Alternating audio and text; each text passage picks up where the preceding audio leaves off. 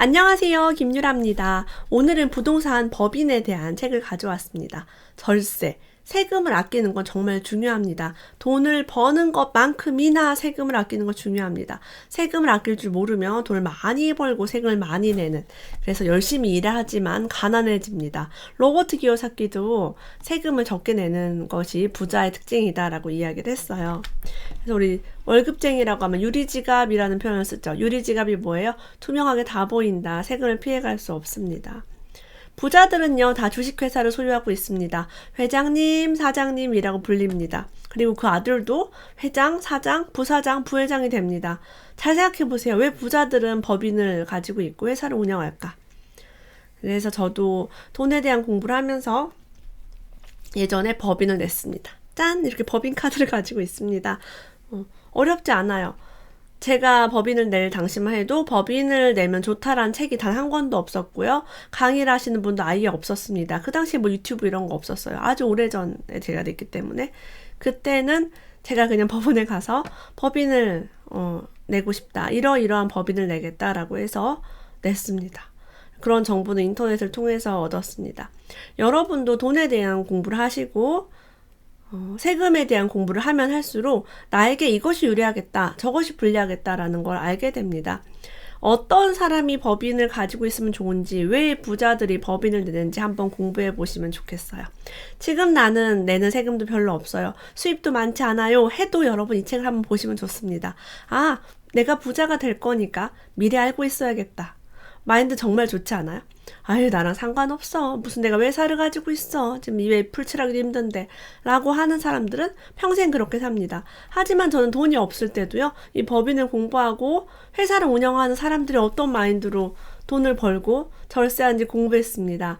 아, 난 저렇게 돼야지. 나도 회사 차려야지. 나도 절세를 해야지. 라고 돈이 없을 때부터 공부를 했더니 어떻게 돼요? 그런 시점이 온다는 거죠. 상속세. 나는 물려받을 것도 없고 줄 것도 없다. 이런 어떤 냉소적인 마음으로 에이, 상속세 그거 공부해서 뭐해. 이런 사람이 있고, 지금 내가 수입이 없고 재산이 없어도 내가 나중에 부자가 될 거니까 상속세를 어떻게 하면 절세를 하지? 이걸 연구해 보세요, 여러분. 그러면 그런 일이 창조가 됩니다. 그런 맥락으로 저는 이 책을 너무 재밌고 즐겁게 봤습니다.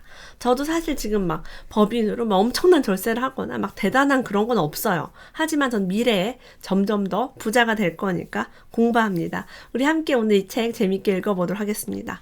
모르는 용어 있을 수 있어요. 무슨 말인지 이해 안 갈 수 있습니다. 당연하죠. 이거 세무사가 쓴 책이에요. 우리가 그 세금 내본 적도 없고 생각해 본 적도 없는데 귀에 듣고 이해 안 가는 건 당연합니다. 그냥 그런 것이 있구나. 부자들은 이런 걸 연구하는구나. 아, 그래서 부자들은 부자가 되는구나. 이렇게 머리 아픈 걸 걔네는 공부하고 사는구나. 투자만 하고 벌기만 하는 게 아니라 세금까지 공부를 아주 뼈 빠지게 하는구나 라는 것을 여러분들이 알 수 있을 겁니다.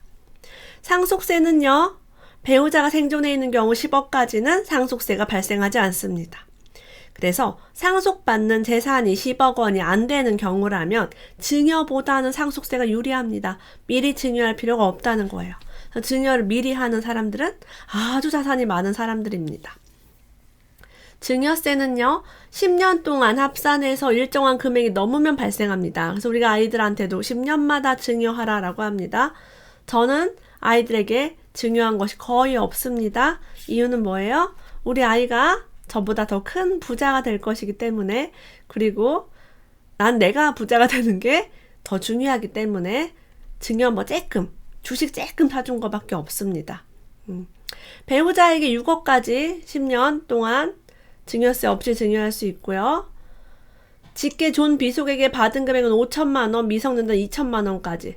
친인척에게 받은 금액 1,000만 원이 넘으면 증여세가 발생합니다. 그래서 굳이 증여세를 이제 막 자산이 많지 않은 사람은 받아서 세금을 낼 필요가 없다라고 얘기합니다. 상속세가 굉장히 비쌉니다. 10억 초과 30억 원 이하는 40%, 30억 원 초과는 50%입니다.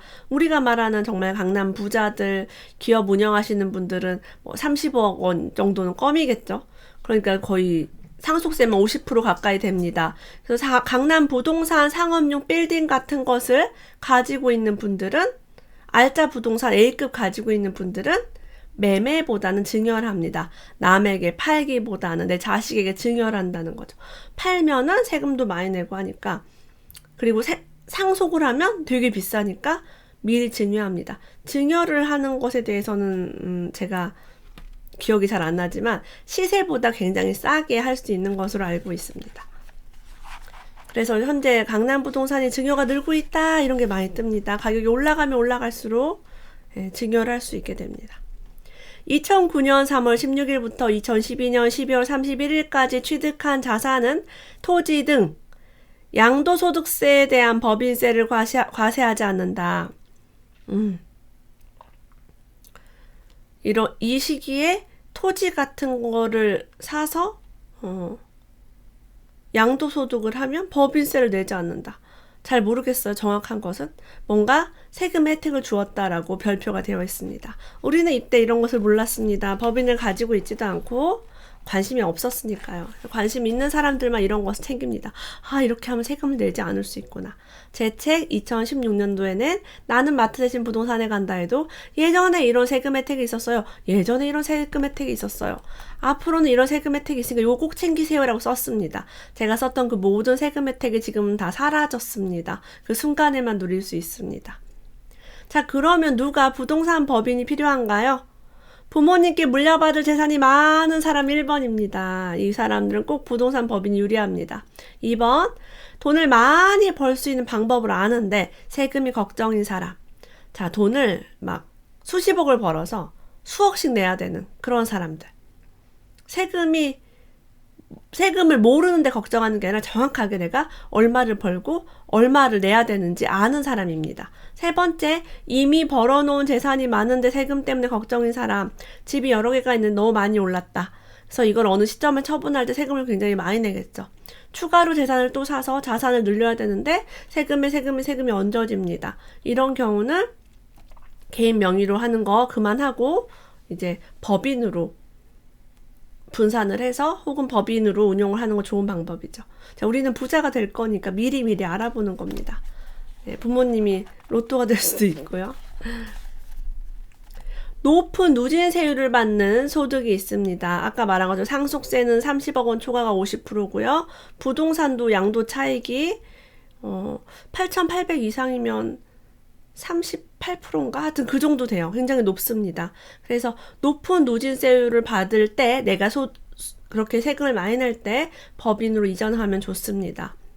부동산 가치가 더 상승하기 전에 부동산 법인을 만들어 주주 구성을 잘 만들어 놓는다면, 주주를 내가 적절하게 배치한다면 보통 가족으로 많이 합니다. 왜? 부동산 가격이 올랐는데 남에게 그걸 줄 수는 없잖아요. 가치 상승분에 대한 상속세를 절세할 수 있습니다.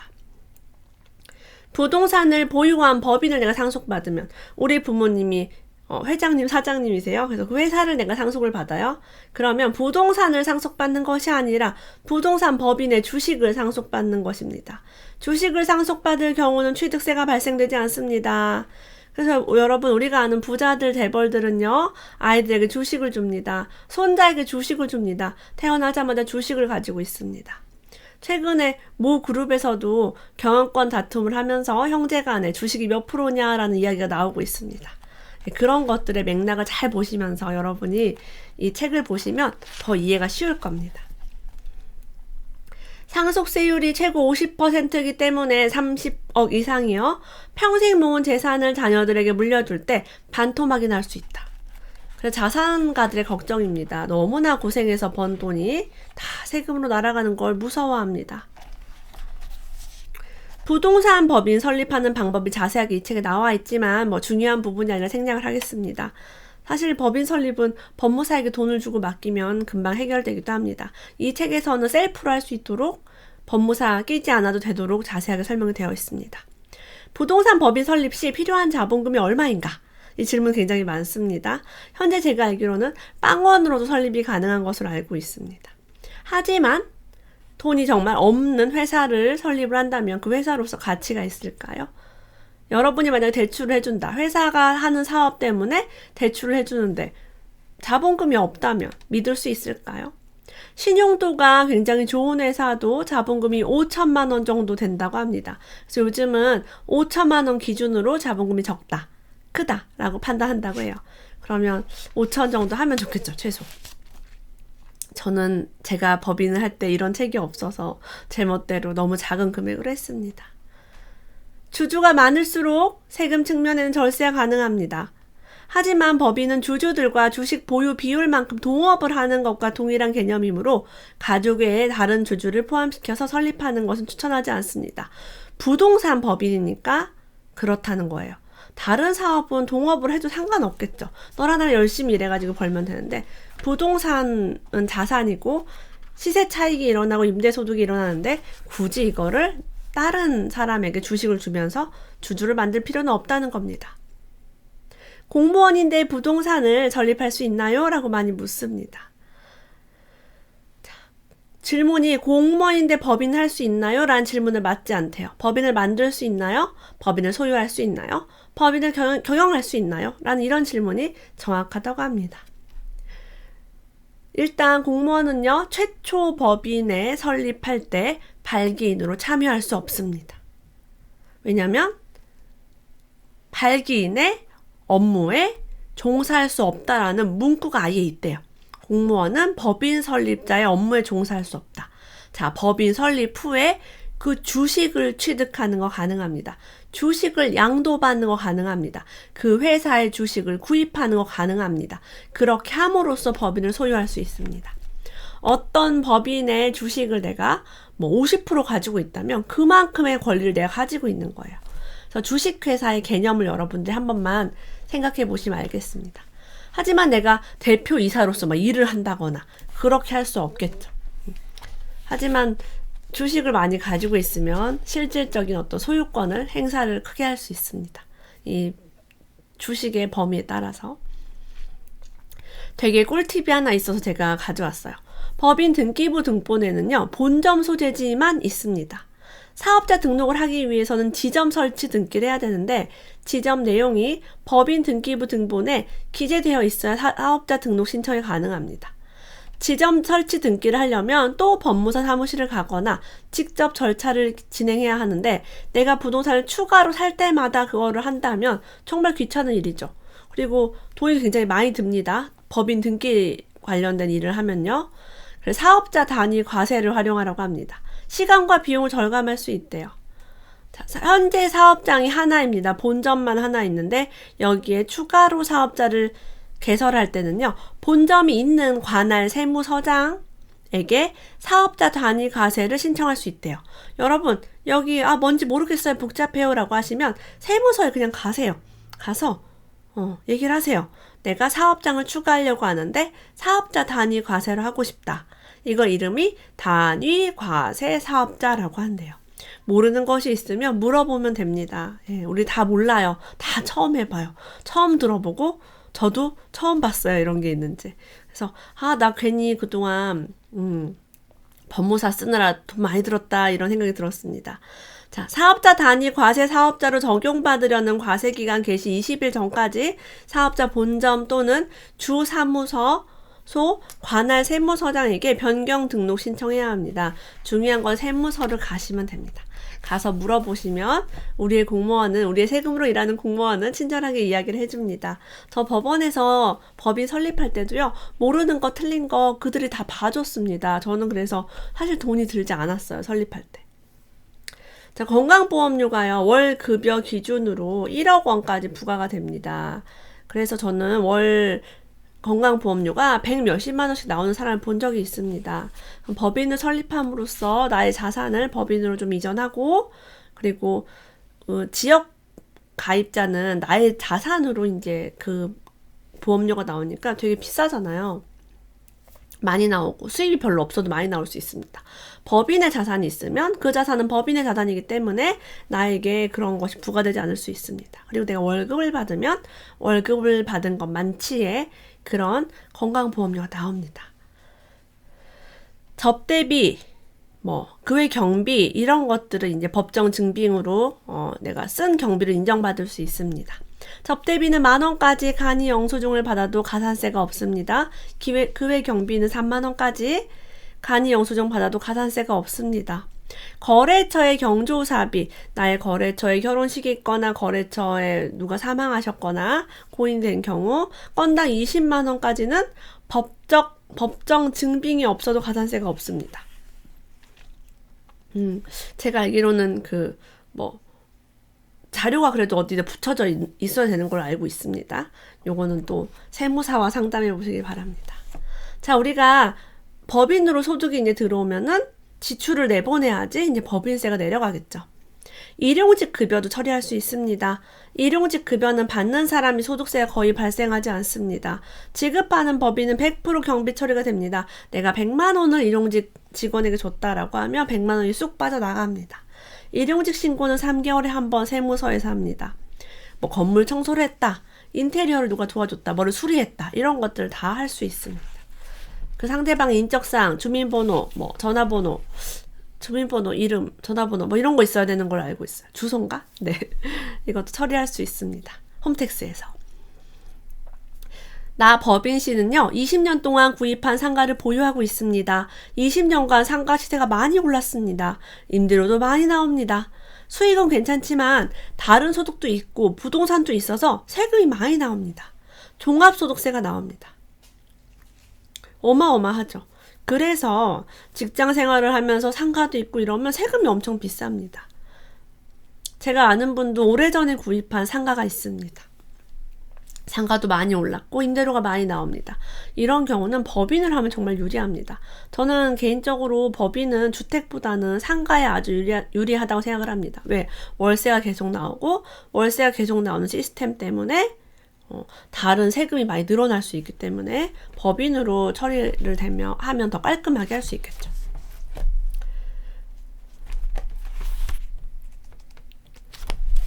세무사님, 그럼 법인을 언제 만들면 좋을까요? 라고 많이 묻습니다. 소득이 늘어나는 사람은 재산도 늘어나는데 재산이 늘어나는 이유는 뭐냐면 소득이 늘어나면요, 쓰고 남는 돈이 재산이 됩니다. 너무 간단하죠. 소득이 너무 많아지니까 돈을 써도 재산이 막 늘어나요. 이런 경우는 절세가 필요합니다. 왜? 소득이 많아지면 세금이 점점 늘어나요. 그래서 많은 사람들이 리스로 차를 끈다, 그런 경우도 봤죠. 그리고 똘똘한 한 채를 갖고 있는 분도 마찬가지입니다. 똘똘한 한 채가 많이 올랐어요. 1가구 1주택 비과세를 받을 수 있습니다. 근데 재산이 어설프게 2개, 3개 이렇게 있으면은 그 집을 비과세를 받을 수 없습니다. 그래서 주변에 임대사업자나 법인을 통해서 내가 가진 똘똘한 한 채를 비과세를 받으시는 분들이 종종 있습니다. 물론 법인의 장점, 단점을 다 들여다보고 하셔야겠죠. 종합소득과세라는 것이 있습니다. 이것은 1년 동안 발생한 세금을 매년 계산해서 적용을 합니다. 양도소득은요, 옛날부터 가지고 있던 모든 재산을 만약에 오래 팔았을 때 올해 판 시점에 내가 소득이 발생하죠. 근데 10년 전에 갖고 있던 거, 5년 전에 갖고 있던 거, 20년 전에 갖고 있던 거 올해 싹 팔았을 때 올해 예를 들면 엄청나게 소득이 늘어날 수 있어요. 사실 이거 집값이 옛날부터 조금 올랐던 거예요. 근데 수익이 들어오지 않다가 갑자기 한 해 확 들어오면 누진세율이 적용됩니다. 합산과세됩니다. 이 소득이 합쳐져서 매우 커집니다. 그래서 억울하게 세금이 커지는 불합리한 결과가 발생합니다. 우리가 매년 번 거는 매년 그 해에 내고 끝내잖아요. 양도소득은 그게 되지 않아요. 한꺼번에 발생돼요. 그래서 부동산을 투자하시는 분은 내가 언제 사서 이 자산을 몇 년도에 처분할 거고 그 해에 우리가 얼마 양도소득이 발생할 것이며 얼마의 세금이 부과되는지를 스스로 예측을 하셔야 됩니다. 이걸 알아야 여러분이 세금을 어떻게 절약할 것인지를 알아볼 수 있어요. 여러분이 가지고 있는 물건 언제 팔 거고 얼마에 팔 거고 그 차익이 얼마고 세금이 얼마인지 이거를 스스로 아셔야 된다는 거예요. 자, 부동산 양도소득은 이런 결집 효과, 뭉텅이로 커져서 엄청나게 세금이 많이 나가는 것을 방지하기 위해서 다른 종합소득과 합산해서 과세하지 않습니다. 제가 연봉이 얼마입니다. 제가 강의소득을 이만큼 벌었어요. 이거랑 이 부동산 소득과는 별개로 따로따로 분리과세가 됩니다.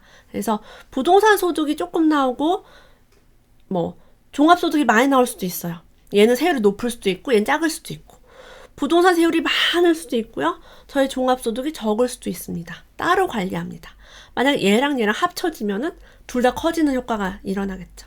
그리고 부동산은요, 오래 보유했다가 팔면 당연히 많이 오르잖아요. 근데 이거에 대해서 많이 내면 억울하니까 장기 보유 특별공제라는 것으로 깎아줍니다. 오래 보유하면 깎아줍니다. 이걸 장기 보유 특별공제라고 합니다. 주택임대소득은 2019년 1월 1일부터 과세됩니다. 실제 과세를 하고 있지 않다가 과세가 시작됩니다. 2020년 4월 1일부터는 신고하지 않으면 가산세가 붙습니다. 자, 2020년에 아마 임대를 하고 있던 많은 분들에게 어떤 변곡점이 일어나는 타이밍이 되지 않을까 싶습니다. 종합부동산세 과세 대상을 크게 확대했습니다. 그래서 이런 세금에 대해서 공부하고 있지 않은 사람들이 가만히 앉아있다 깜짝 놀라는 일들이 앞으로 몇 년간 계속 발생합니다. 왜? 한 번도 일어나지 않았던 일들이 일어나고 있기 때문입니다. 저도 처음 경험하고 있습니다. 주택임대소득은요, 2천만 원 이하이더라도 이제부터 건강보험료가 발생됩니다. 과거에 발생되지 않았던 것들이 발생되고 있습니다. 지역가입자, 은퇴자, 월급쟁이가 아닌 사람들, 임대소득이 있고 자산이 있고 차가 있는 사람들, 이게 다 합쳐져서 이제 이런 건강보험료가 부과가 됩니다. 예측 불가합니다. 왜? 한 번도 내본 적이 없기 때문에. 내본 적이 없는 사람들이 내게 됩니다. 자, 게다가